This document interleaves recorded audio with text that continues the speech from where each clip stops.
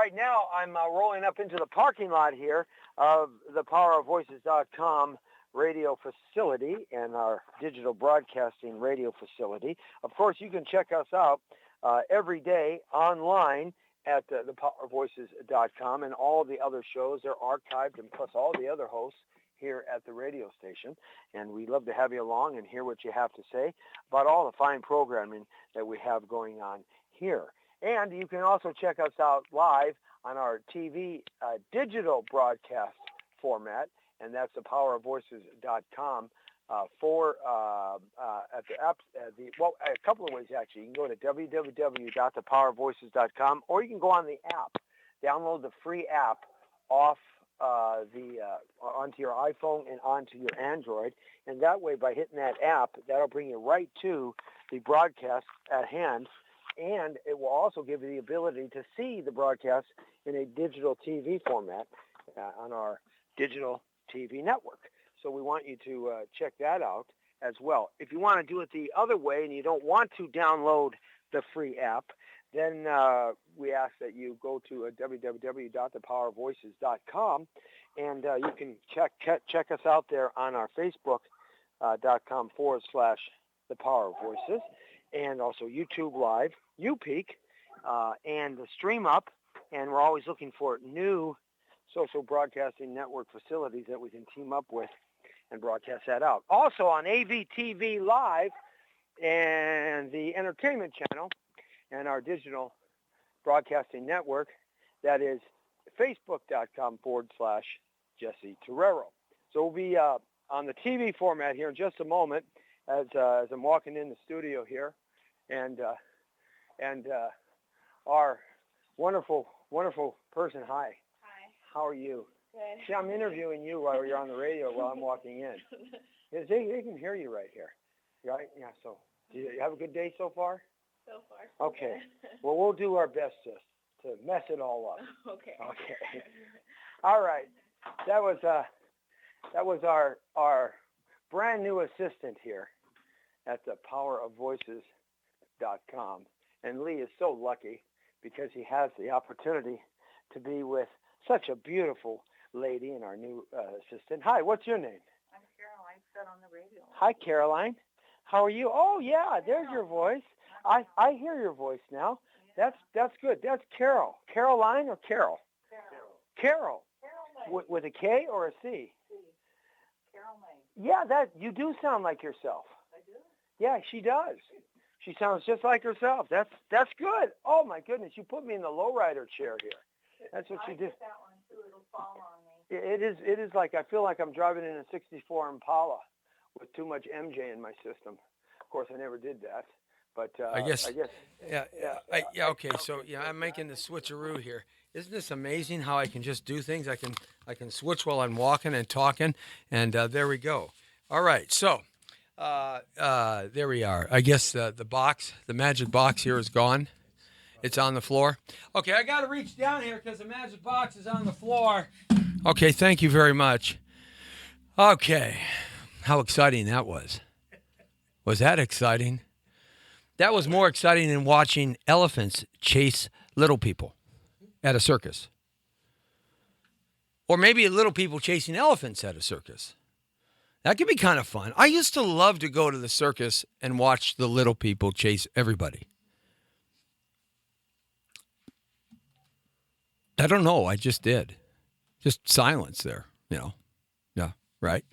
Okay, thank you. Yes, I was waiting for a response.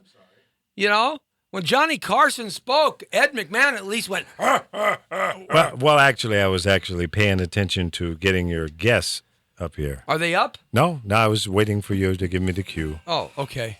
Well, I'll give you the cue. You can stay there. I don't care. Oh, okay. Well, you can leave it on. It doesn't make any difference to me.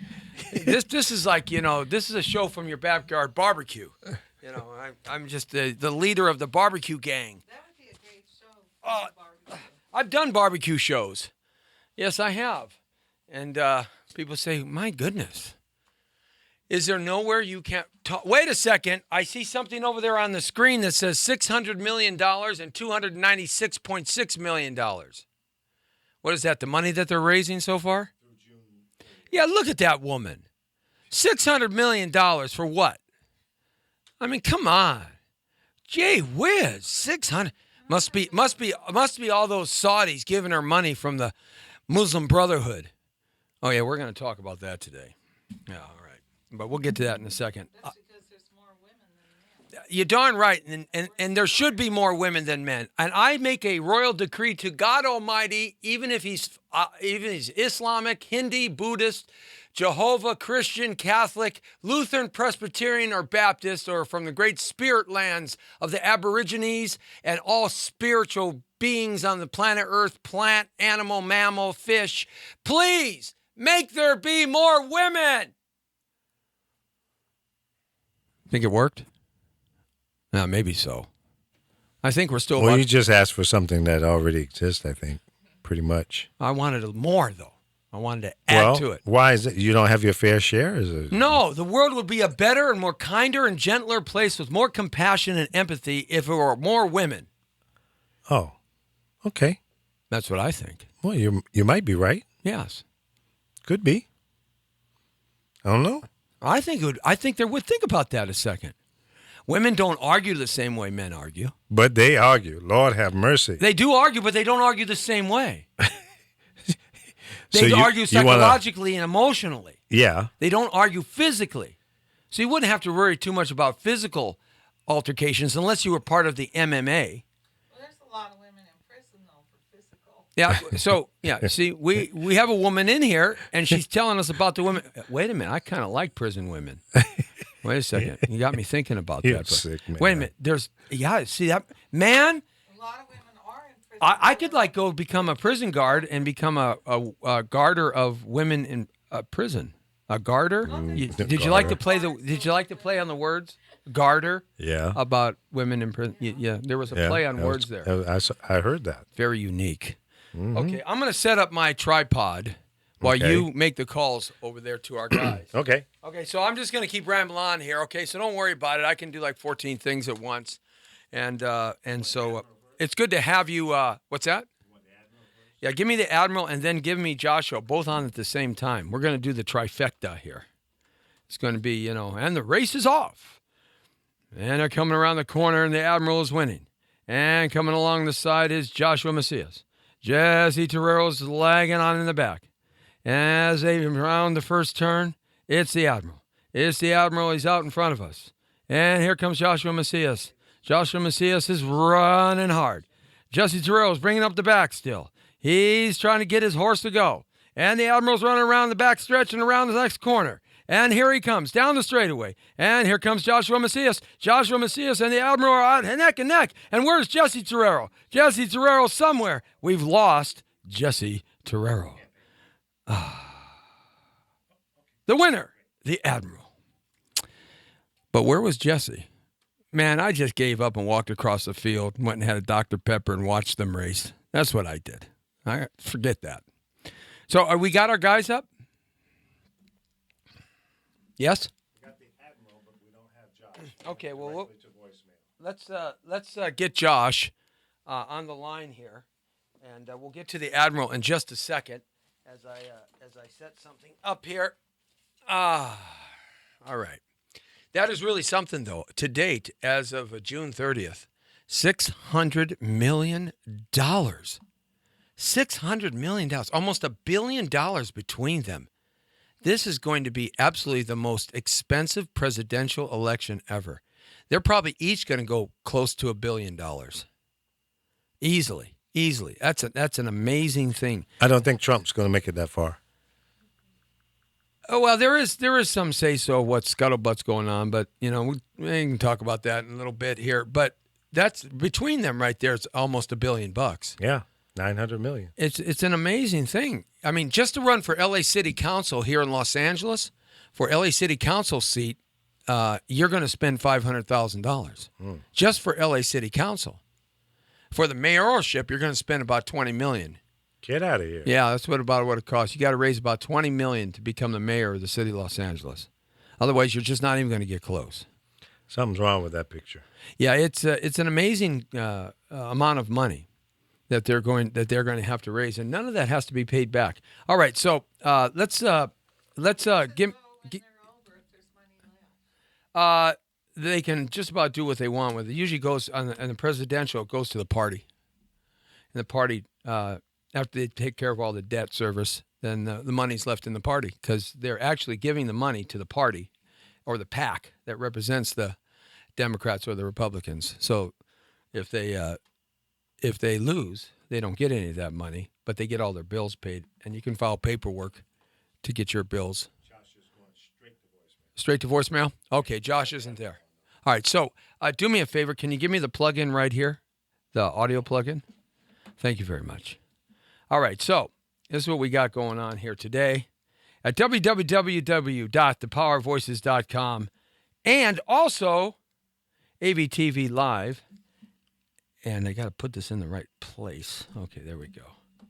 All right, so we're up and rolling here. Okay, we are at it. Just came off the 405 freeway, rushing and hustling and bustling in here. Just an amazing, amazing trek. It took me an hour and a half to go like 12 miles. Unbelievable. We talked about that yesterday. It's just unbelievable. Now, did you see isn't there a fire in Woodland Hills? I didn't see that fire. Some gas line exploded. Is there? Yeah, a backhoe hit a gas line. Ah, well. That's confusing the front hole. What's the difference, Lee?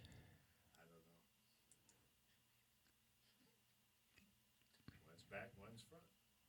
Which do you like better, the front hole or the back hole? At this point, either or. What are they talking about? We're talking about backhoes and front hose. You know, the backhoe is the thing that digs the dirt out of a tractor, and a front hole, they have it on the front, and it digs the dirt out. Tractor burned up, didn't it? Anyway. Okay, so let's get to it here. Let's jump into here. Let's make it happen. I'm going to bring on Admiral Kubik. Hi, Admiral. How are you? Hey, I'm doing fine. Good to talk to you. Hey, it's good to have you along with us. First off, I wanted to say I appreciate your service, your long service to the country. We're getting a little bit of feedback in here, Lee, on my side. Is that maybe we're overmodulated or something? Or I'll just back off from the microphone a little farther. Okay. Well, yeah. Hey, I'm here in Washington D.C. and I'm sitting outside. Just had dinner near Dulles Airport. So every once in a while we've got a jet going over. So that might have been it. If it's just too bad, I'll have to go on mute, but it should be okay. Yeah, that's better. Thank you, Lee. You fixed that. You whatever you did there, you turned the dials and punched the buttons. And you got that right. Okay, good. Thank you very much.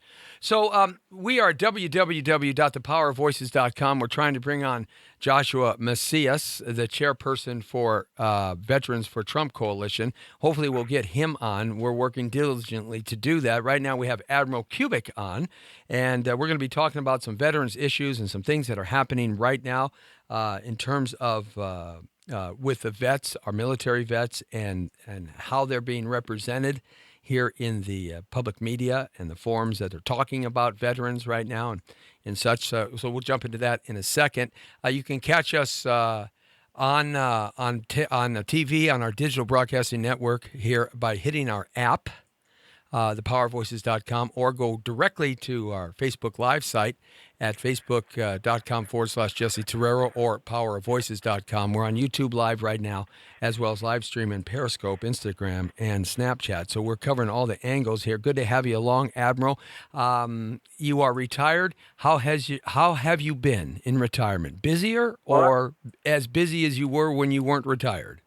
Well, actually, I'm twice retired and still working. I retired from the Navy in 2005. You know, I was a Navy Seabee. I was a combat engineer, was more Marine than sailor. And after that, being an engineer, I took over as president of an international construction company that was actually based in California. And I did that for 7 years, and now I have my own international engineering consulting firm that I've been doing for the last 4 years. And so it's been keeping me busy. And as you probably know, in February of this year, I agreed to serve as a national security policy advisor for Donald Trump. You know, in retirement from the Navy and jumping in again, did you find private the private culture out here any different than the public culture, or Well- was it more difficult, or were the complexities the same in making that transition? Well, let me tell you, my last assignment, I was commander of the Navy Seabee Division. We were attached to the Marines from Camp Pendleton when we invaded Iraq, and then we went back again and fought the battles in Fallujah.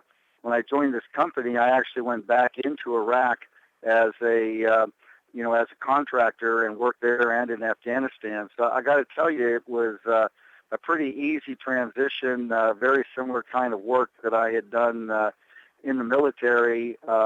And there were a few things I had to learn about the business, but it was a pretty easy transition. When you were in the Navy as a CB, and a lot of folks that are not raised in a military family or don't understand military terms, they don't really understand what a CB is. Can you give a quick little description of what CBs do?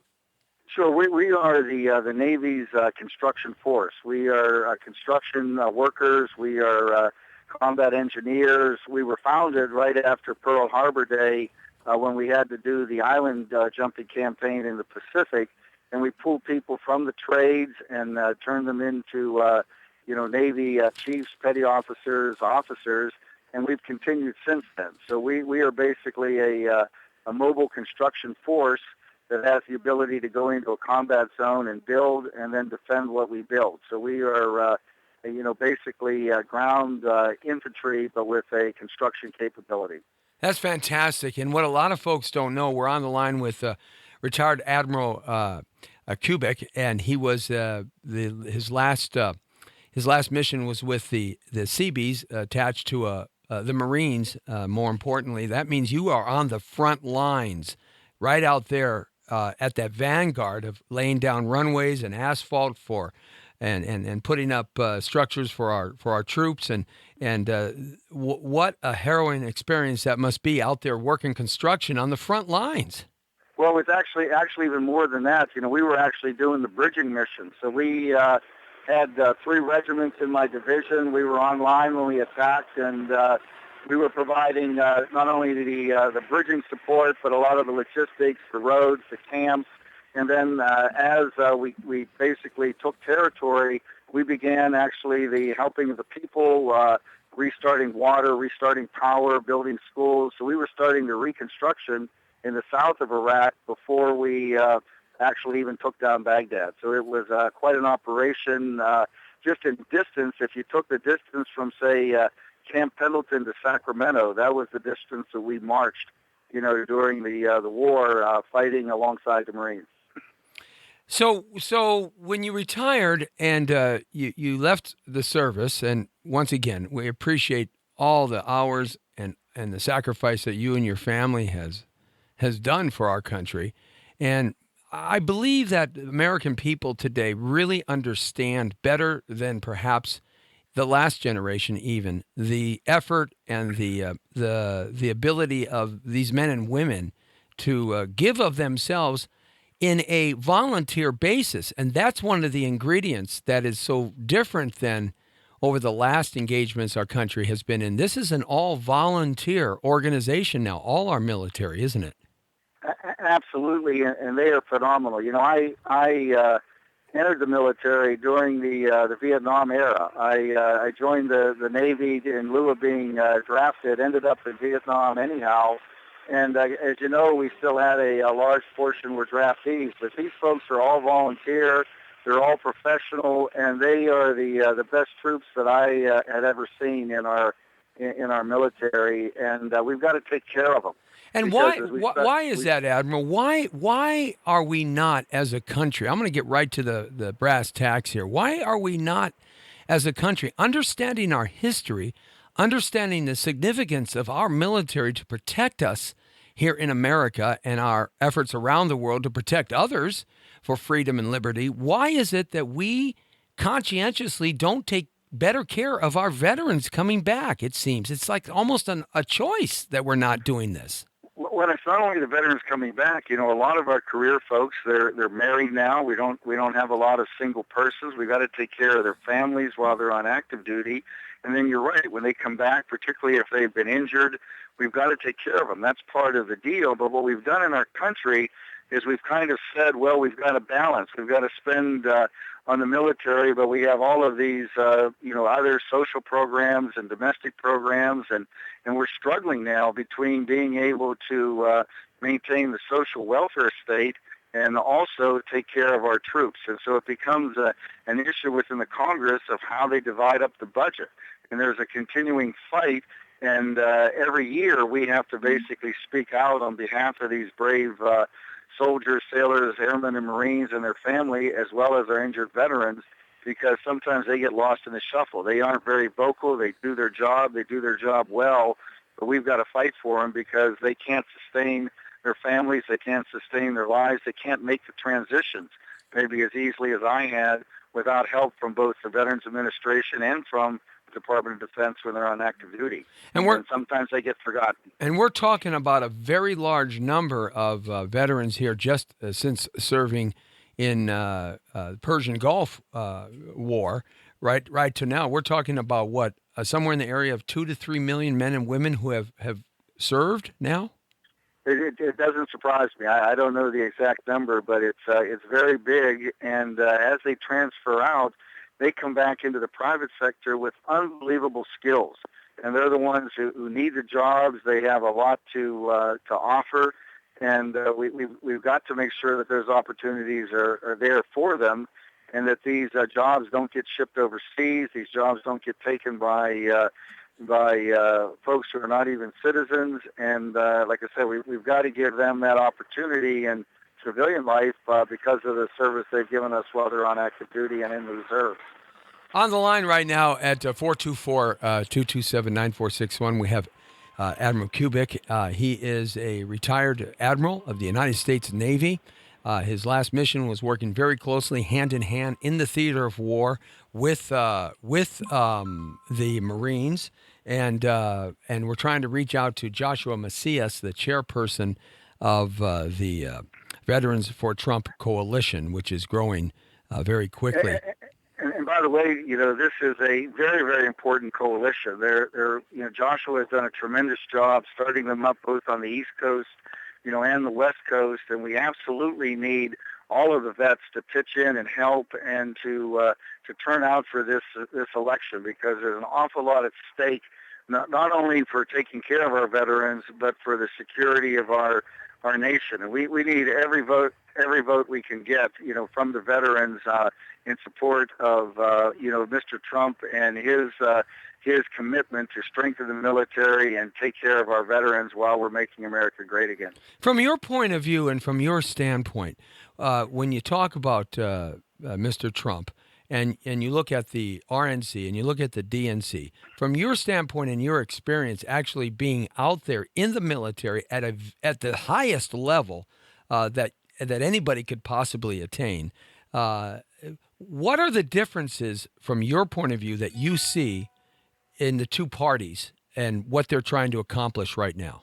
Well, let me tell you, it's pretty stark contrast. In the case of what we see as the status quo, we find ourselves under particularly the policies of Hillary Clinton, getting ourselves trapped into these limited wars where we put restricted rules of engagement on our troops and basically give the enemy an upper hand as they're fighting political wars. They're intervening. They're trying to basically, almost impact the internal events of nations, whether they be in Iraq, Syria, Libya.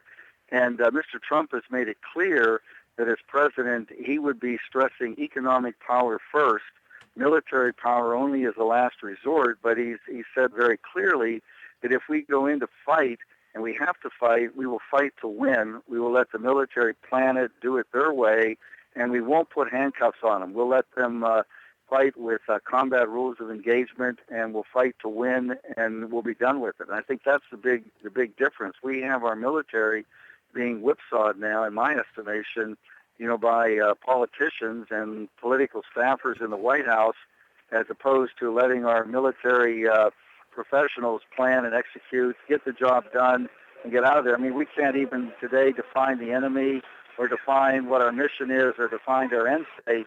And Mr. Trump is committed to fixing that and making sure we rebuild our military, we get our readiness up, and we only fight when we have to. And as I said, we fight to win when we fight. One of the things that I think historically that we can learn from the Vietnam War is that if we don't have an exit strategy, and that exit strategy being a strategy of winning, that's winning, that's defeating your enemy, whatever your targeted enemy is, winning, beating them so they don't do it anymore. They stop winning, folks, winning.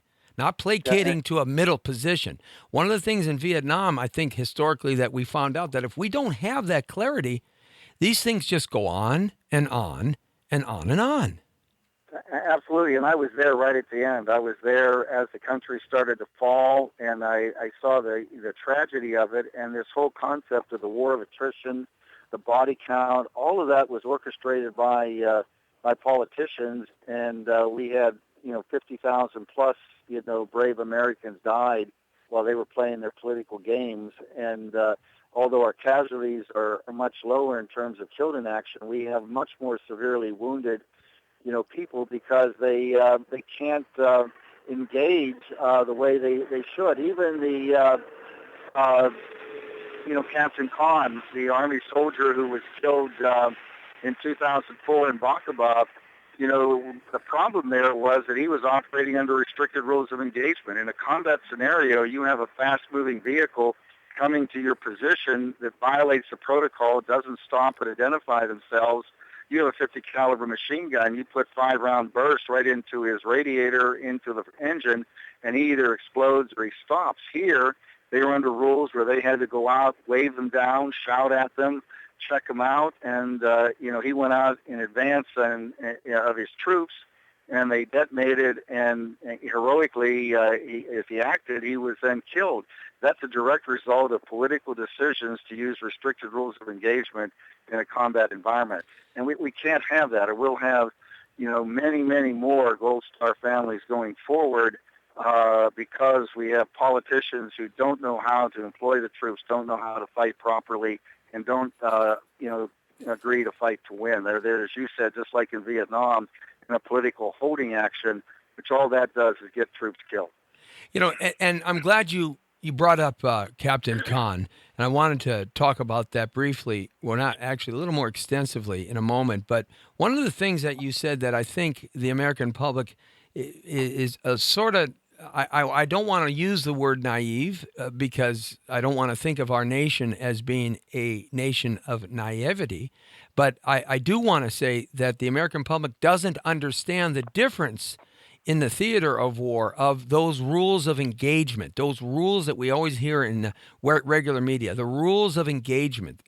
This is a very clear decision that's made at the upper level of how you can engage your enemy and how you can't. And when they tie the hands of the fighting man and the fighting woman on the line with these engagements, our government is actually putting our troops in harm's way. Absolutely. That's absolutely true. And if they're putting our troops in harm's way, and they're arbitrarily making this decision, like Benghazi, put our ambassador in harm's way, and we know that he, on many occasions, and his staff asked for better security, a better place to be, a safer environment, asked for help, and none of that by the State Department was adhered to or responded to with any kind of, one would say, concern. I would say, certainly in my opinion, concern for these people's health, safety, and benefit in Benghazi. That is a clear example on a large forum of rules of engagement that were chosen to take that path. Well, it's even worse than that. In my civilian career, I was actually working in Libya before the war.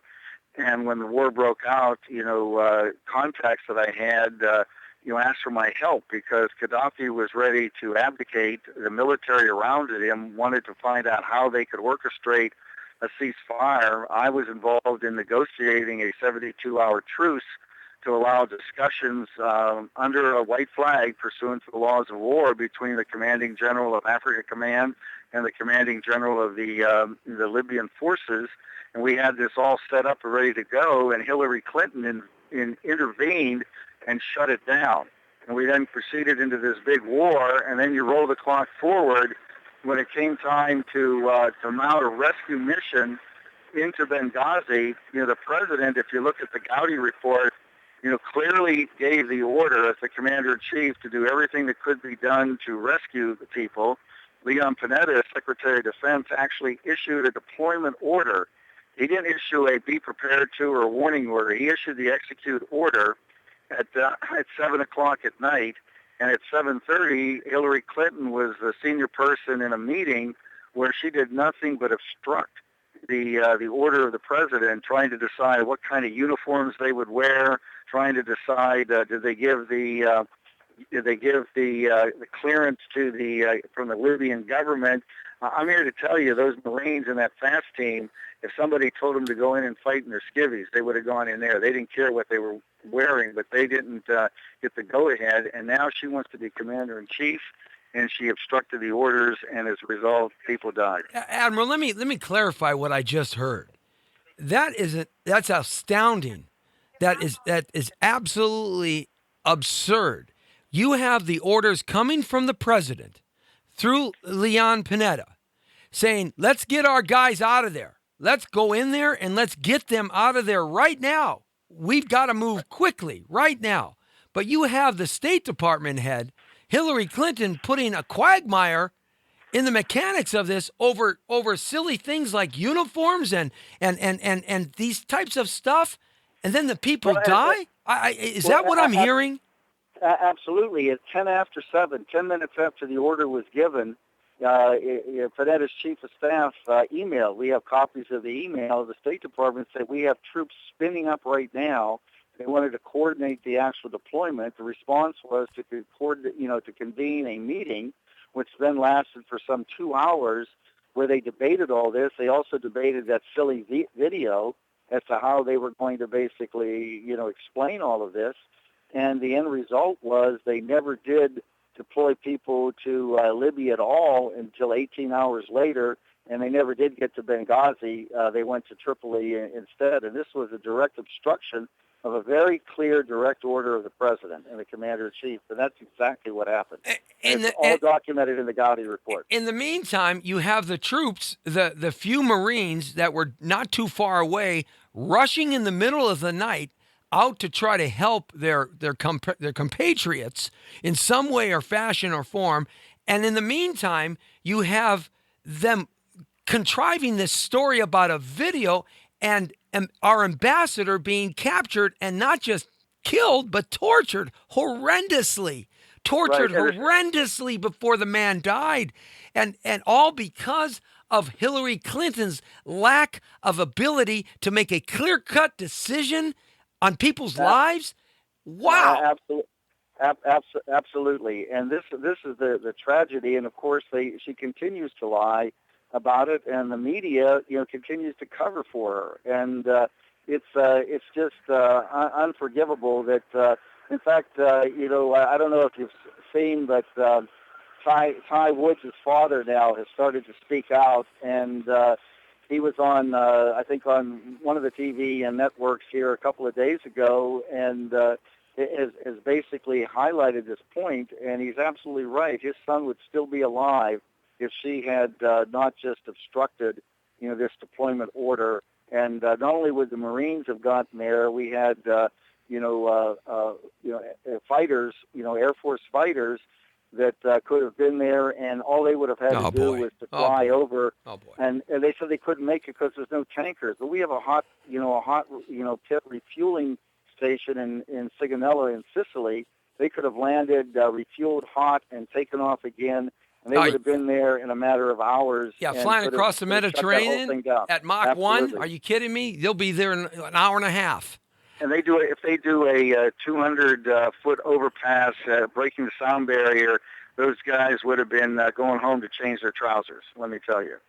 So So what we have here now, I'm going to look at this from just a little bit different of an angle because look at. We know, and most everybody knows, that the media, the regular media, is manipulated and controlled mostly by the left. It just is. There are very Well, I heard you talking earlier. It's really controlled by the big money, and the banking channels, the banking cartel that are pumping this money in, and they're the ones who are calling the shots. And they're heavily funding, the liberal media. Well, we can talk about one guy in general, George Soros. Okay? Absolutely. I mean, this Hungarian billionaire. We can talk about how he just pumped $20 million into the Clinton campaign, and we can go all day talking about George Soros, believe me. But the point is, I mean, we're talking about Zelensky, all these cats that have tied themselves together, but that's another discussion. But the discussion here is we know that the regular media is controlled by the left or the corporate aristocracy, pumping the money into it. In fact, the right-wing media is controlled by money too, and the corporate aristocracy. So to find the truth of the matter, you have to talk to the troops, the people that were there, and you have to put your allegiance and logic to the folks that were there in theater. And what you're saying to me is that now we have people coming forward that are saying, "Wait a minute, this is really what happened." Absolutely, the truth is starting to come out. The people are starting to awaken. But I'll tell you, even when you're on TV, when you're talking about this, you get basically pelted, shut down, and they move on to something else because they don't want the story to come out. So it's folks like you and other forms of media who really got to get the word out to your listeners, to other folks, because people need to know the truth, and I feel confident once they understand the facts, know the truth, they'll make the right decision, and they're not going to vote for Hillary Clinton. Look, Trump has his problems. He continues to put his feet in his mouth. Okay, that's an issue that he's got to learn to deal with. He continues to do that. There's no doubt about that. You can't argue that point. He says some outlandish and kind of outrageous things in terms of what the political correctness of our society has geared up to over the last 50 years. Okay, in terms of how they look at things, how they think things, how their logic is. He's breaking the rules of political correctness, whether you agree with him or not. He just speaks his mind. Now, he's got everybody up in arms about that. But if you look at the Clintons' record through the Clinton Foundation and through their political record straight back to Arkansas, you see up to 40 different issues, 22 of them being of a felonious nature that she has gotten out of, and just recently with the FBI. And you have to ask yourself, with stories like this, Admiral, that come out from people who are qualified, quantified, who are quality like yourself, who spent a lifetime rising through the ranks of the United States Navy, which is, you're talking about a flawless career to become an admiral from Annapolis. You're talking about men and women who have been in the theater of war. These stories start coming out that are completely 100% different than the line that we get. And people, I think, are starting to understand that the Clinton angle has always been one of a very poetic discussion to make a distraction away from the truth. But when the truth comes out, it always stands on its own. And this is the problem that I had with Khan's family, Mr. and Mrs. Khan at the DNC. Right. Look, they're a Gold Star family. Would you explain to us what a Gold Star family is, sir? Well, it's a family that has suffered the loss of a son or a daughter, in a military operation, and we honor them all. And from that standpoint, I think even the speech at the DNC, we can feel the anguish of Mr. and Mrs. Khan. We basically, have to acknowledge and appreciate their sacrifice and also the heroism of their son. But I think what happened was that speech was delivered, as I saw it, in two parts. And after he talked about his son and his grief, he then switched into a very partisan, hard-hitting attack on Mr. Trump, who then came out and did acknowledge that he understood their emotion. But, like you said, he can be brusque at times, and he doesn't like to be attacked, and he felt his patriotism was being attacked, and so he basically called him out on that, not because of the honor that's due them as a Gold Star parent, but because of the fact that they shifted from that role into the role of a partisan and attacked him and attacked his values. And so I think that, from that standpoint, it's an unfortunate situation because we have to honor, respect the sacrifice of all of our Gold Star families. But in some respects, as I said, this speech really had two parts to it. Now, when we talk about the first part, let's break it down there for a second. I agree with you. It was broken up into two parts. One became very, very partisan, and the other one was very, very emotional. Right. Just like at the RNC and the woman who lost her son. Yeah, Pat Smith. Yes, Pat Smith, when she lost her son, very emotional, and part of her speech was very partisan too, as well. She made a shift as well, and in speech writing and presenting information, especially in a convention form, when you're talking about your parties, you're going to do that. So I take a lot of that with a grain of salt in the switch that he made.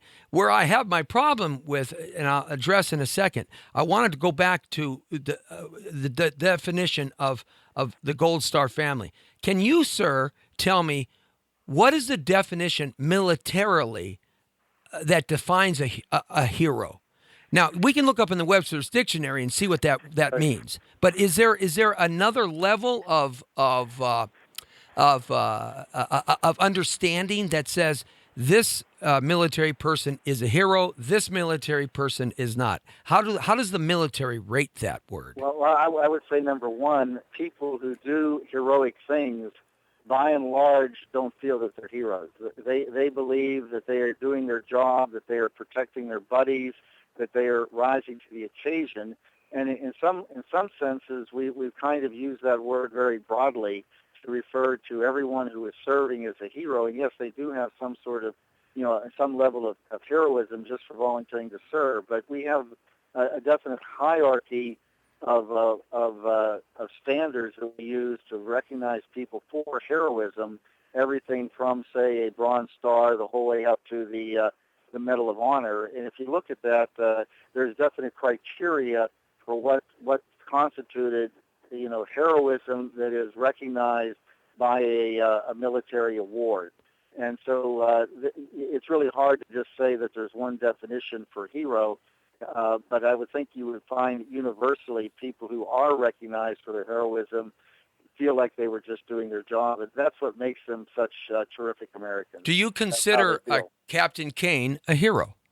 Absolutely. And the reason for that was his troops were manning what we call an entry control point. There was a taxi cab approaching his position. It didn't stop according to the protocols. It was coming forward. Rather than sending out one of his troops to confront them, he went out himself. As he confronted them, they detonated and he was killed. He was taking care of his troops. He was a hero and was recognized as such. So we recognize Captain Khan as a hero, right. And we honor his memory and honor his heroism and honor his dedication to his fellow military personnel as their leader on the ground at that moment, protecting his people, thereby protecting his regiment, protecting America, protecting our families, and protecting his own family living in America. So he is a hero in that sense. So I totally feel for the family's loss. I can't feel because I've never lost that loss. I've never had that loss. But when they made the shift to the political agenda, okay, I felt, all right, they had a political agenda. That's okay. All right, they got their political agenda. But what the DNC has turned it into and the media has turned that message into is that Trump is against immigration. Trump doesn't like people of the Islamic faith. Trump doesn't like immigrants. Trump is this. Trump is that. Trump is this and Trump is that. And I find that unconscionable to make that bridge. Well, and again, that was really the point that the Mr. Khan was making. he wasn't really talking about the military service or that as much as he was making the point that you just made. And really, he was correct. He has the First Amendment right to do it. He's perfectly in bounds to do it. But in our democracy, I think when you make those kind of arguments, you can expect to have people who have different opinions and to come back and, you know, basically express their opinions. And that's really where the political spin started with the media and everything else, turning, you know, that political dialogue into somehow saying that they were being disrespected and dishonored as a Gold Star family. And I really think that, you know, that's probably stretching things a bit. They were the people that did honor and respect them and understood their sacrifice. But in the second half, they basically transitioned into a different role, which they're free to do. He's absolutely right. He was very articulate, but others have a different opinion. He's very articulate because he's a lawyer who got his law degree in Punjab. I believe that's how Right. Yeah, he got his law degree. He worked for the Saudi family, the royal family, for a number of years as an international negotiator of their oil contracts. He has what's equivalent to a law degree in Sharia law. That's the law of the Holy Quran. Right. That Muhammad penciled, that Muhammad put in writing. He essentially is a professional, a professor in Sharia law. He has made statements that he adheres to Sharia law and wishes that we could adhere to the original purity of Sharia law. He's written in different magazines. He started a coalition here in America that strives to impose or create Sharia law. In that respect, we find out that maybe he's a operative in the Muslim Brotherhood. We find out all these little pieces about him where he could have, in my opinion, stepped out and said, "Look it, I'm an American.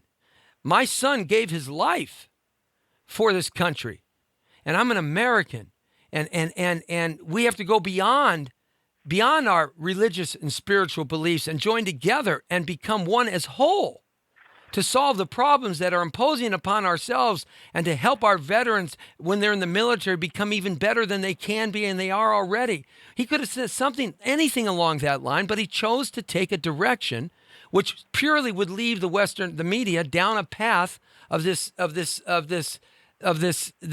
diatribe attacking Trump for nothing other than Trump saying, "We should shut down immigration until we can figure out how to vet people."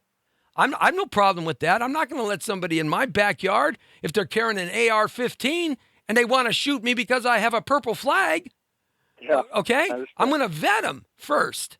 Okay? So I have no problem with that. How does that kind of communique affect veterans in this country who are trying to get over PTSD, who are trying to rebuild with a new mission in life? How does that kind of diatribe out there affect them, Admiral? Well, I think that I think it does. It is harmful, but I think also that you know, our veterans, even the ones that are suffering, remain true patriots. And I think the one thing they would all agree on is going forward, we don't want more Gold Star families. We don't want, you know, our military personnel killed and severely injured by politicians who commit them to ill-defined conflicts with limited rules of engagement. I think the vets, can band together and basically say we care about those who come after us. We care about the soldiers of the future. We care about their families, and we must have a president, a commander-in-chief, who will only commit them as a last resort. And when he does commit them, it won't be a political war. It'll be a war with purpose and a war with well-defined objects, and they will go there to win. And I think that's the message that our veterans need to articulate. And then, oh, by the way, when we fight those wars and people are hurt and we do end up with more Gold Star families, we will take care of the veterans. We will honor the families, but we will not prolong these conflicts like we have recently, and we won't put soldiers and sailors or airmen and Marines into situations where their hands are tied by really limited rules of engagement. Hillary Clinton running for the DNC nomination. She's our nominated Democrat running for president. And she's gone on record as saying that she'll be a strong commander-in-chief, that we will go in and take care of the actions that need to be taken care of. We will continue to fight for American values, protect our citizens, stop the issues that are affecting our country from abroad, have a strong military, but yet her record shows quite the opposite.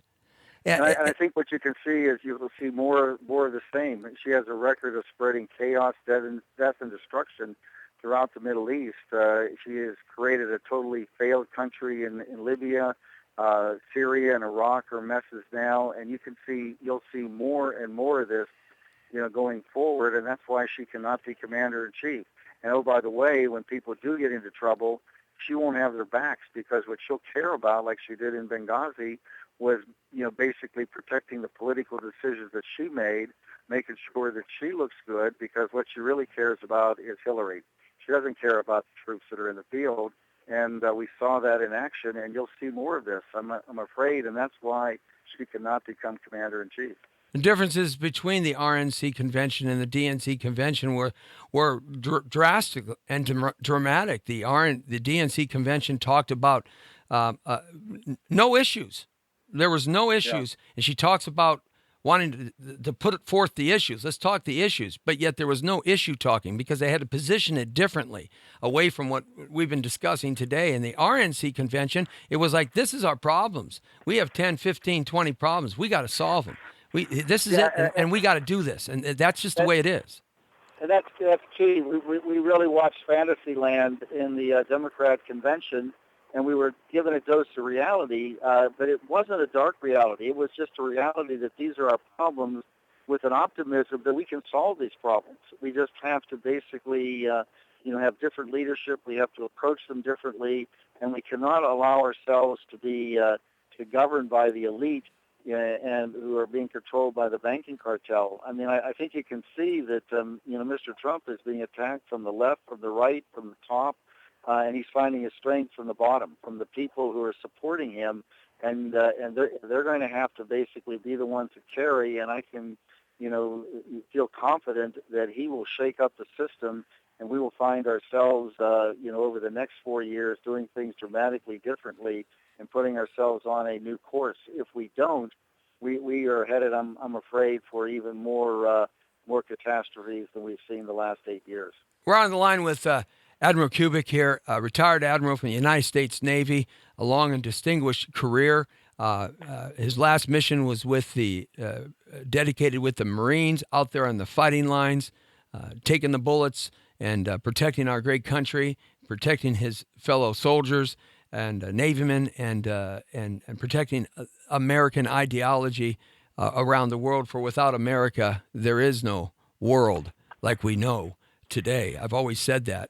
One real important thing that he did discuss here for another conversation at another time, Admiral, the banking cartels. I am a major proponent of how the banking cartels, since the end of the Civil War, have taken over the world through nationalized banking systems like the Federal Reserve. But that's something that I preach all the time. They're holding both sides of every argument. They win. And it doesn't make any difference what side they're on. Meanwhile, American boys and girls' blood is being spent, and we have Gold Star families like Mr. and Mrs. Khan, and we need to stop that from happening. When you look at the veterans that are coming home today that need our help, we have the Veterans Administration. The corruption in the Obama government is tremendous when you start looking at it. Is it any more corrupt than a Republican government structure? But we're not dealing with that right now. We're dealing with the corruption in the veterans. I mean, the lady, she just got felony charges, multiple, dozens of felony charges, the head of the Veterans Administration. And you ask yourself, my goodness, how could that possibly be with our men and women coming back and need our help, yet they're taking lavish vacations and hundreds of millions of dollars? How can that be? How do we upset that, Admiral? How do we change that? Well, I mean, you can only change it by changing the top leadership, by changing the culture, and realizing that these vets, are their clients. They're the people that they are serving. It's not that they're serving their own self-serving bureaucracy. So the only way really to go at this is going to be with a total change of leadership from the president on down, and a very strong approach to change the culture, of that type of bureaucracy. And that's something we probably don't have time to go into today. I think the hour's getting just about up. But yes, you've got to make a dramatic change, and Hillary Clinton, you'll see more of the status quo, probably worse.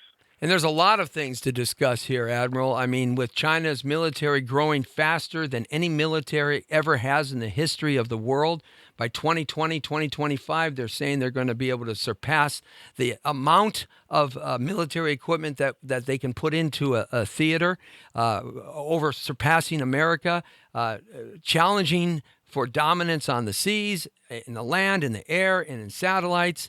We have a lot of issues that over the next 8 to 10 to 12 years, where we need a leader that understands that America needs to survive in a way in which our ideology and our country has grown. Does that make sense?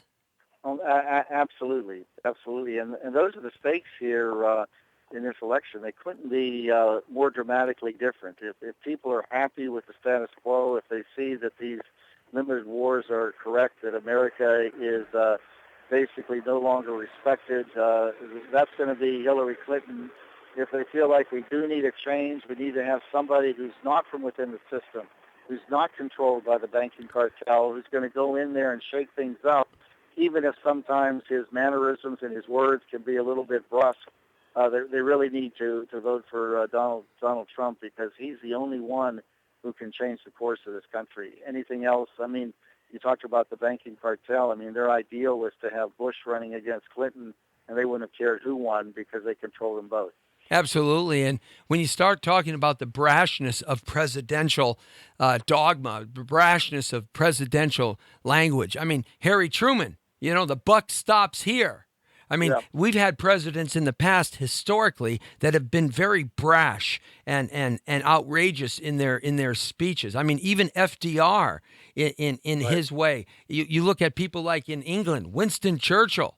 We will fight and we will fight and we will never, never, never quit. Right? I mean, and yet you have leaders like Mao Zedong or Mao in China were killed 45 to 50 million of his own people in about a 10-year span. Interesting bedfellows, and so we as a country today we have to embrace our Americanism. We have to embrace our unity in our immigration process. We create a stronger unity. We create a stronger person, a stronger country. We are not pure. We are all that the world has to offer.